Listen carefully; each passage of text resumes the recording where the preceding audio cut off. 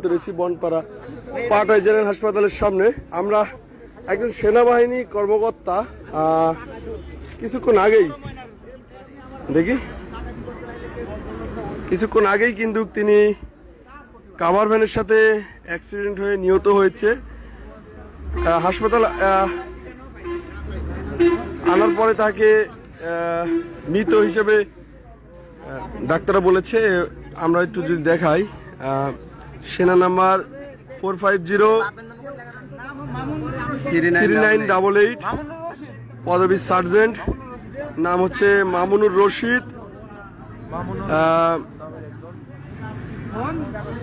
তিনি spot date হয়েছে। আচ্ছা, ওখানে কে নিয়ে এসেছে? একটু এদিকে আসেন ভাই, কি হয়েছে দেখলেন? একটু এদিকে আসেন। ওখানে ভাই দেখলাম, আমি বাইক নিয়ে আসছি পিছন দেওয়ালে থেকে, জোরে বলেন। জয় বাংলাতে একটা ট্রাক দ্রুত ডাম ট্রাকটা দ্রুত গিয়ে এই যে ইজি বাইক আছে না, ইজি বাইকের সামনে বসেছিল। ইজি বাইকের সামনে থাকাকালীন মাথাতে লাগে ওখানে পড়ে গেছে, আর ডাম ট্রাক চলে গেছে। তারপর উনি কিসে যেতে লাগছে? ইজি বাইকে।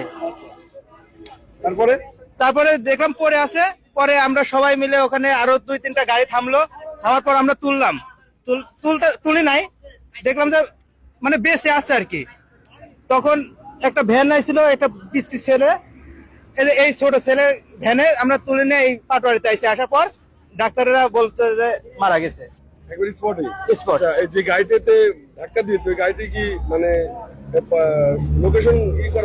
লোকেশন মানে ওয়ালিয়া পর্যন্ত 2টা বাইক টাইরে গেছে। যাওয়ার পর ওয়ালিয়া আপনার যে ট্রাফিক মোড় আছে ওখানে যায়, ওই ডাক্তার পাওয়া যায়নি।